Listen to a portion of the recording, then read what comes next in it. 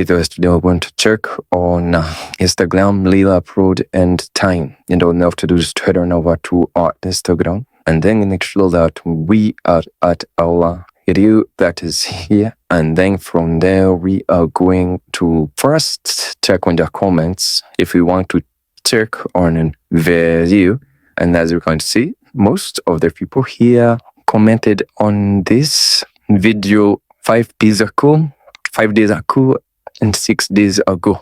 Another alternative is to go to their profile by swiping from the left to the right. Then I'm going to start with this one, and then I'm going to scroll down a little bit until we find that you, in the case that we can't find it here, can tap on this one, then to scroll down, or even tap on this one.